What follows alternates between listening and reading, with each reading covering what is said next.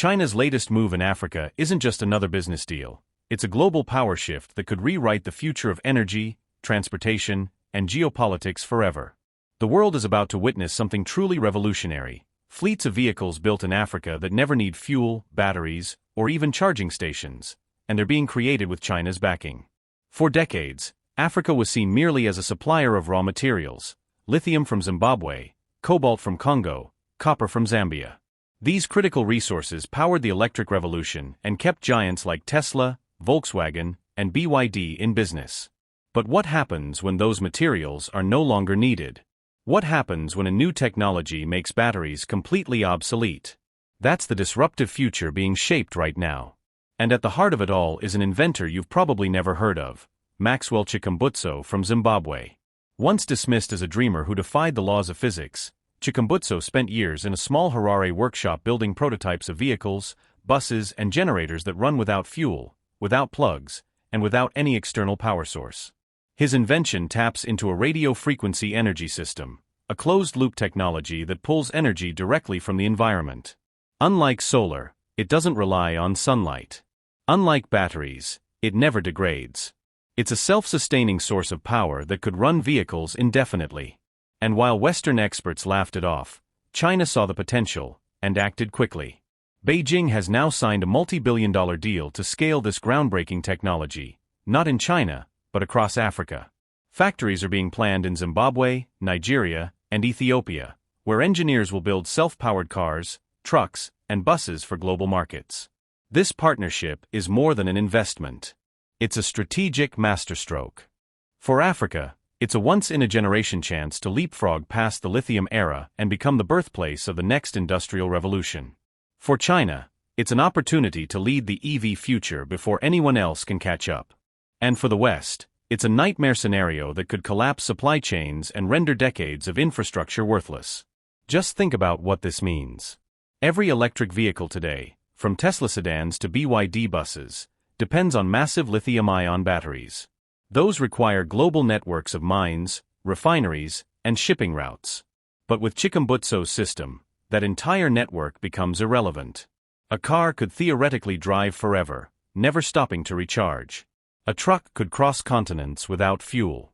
A city bus could run 24/7 without ever visiting a charging station.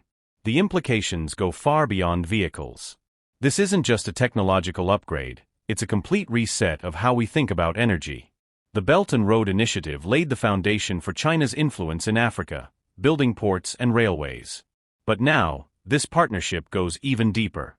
It positions Africa not just as a manufacturer, but as the home of the most disruptive energy breakthrough of the century. Reports suggest that the first wave of production could exceed 200,000 self-powered EVs, potentially outpacing Tesla's own output. If that happens, it won't just change the automotive landscape, it will redraw the global balance of power. Energy has always determined who leads the world. Oil made the Middle East a geopolitical giant, and lithium shaped new alliances. Now the rise of self-powered technology could usher in a third era, one controlled by those who master this innovation. Western companies have tried and failed to replicate Chikumbutso's designs. Critics call it impossible. Yet the prototypes function, and China has seen enough to invest billions. Already, lithium stocks are falling, battery manufacturers are panicking, and oil giants are scrambling to understand how their business models survive in a battery-free world. For Africa, this is more than just economics. It's a chance to rewrite its story. No longer just a source of raw materials, the continent is becoming a global technology leader. And for Chikumbutso, it's personal vindication, proof that a vision once mocked is now shaking the pillars of global industry.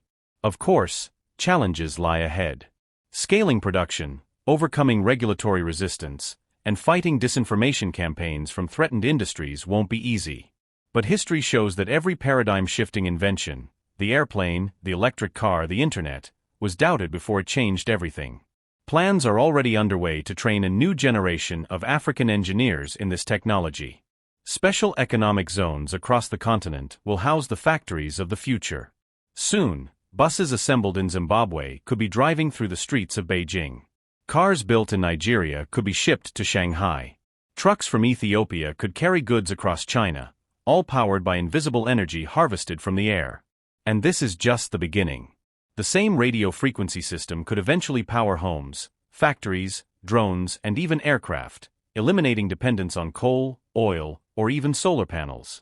China's long-term vision is clear: entire transportation systems and industries running independently of traditional energy sources. This isn't just a story about vehicles, it's about global dominance in a new era of power. The next century will be defined not by oil or lithium, but by whoever controls this revolutionary technology.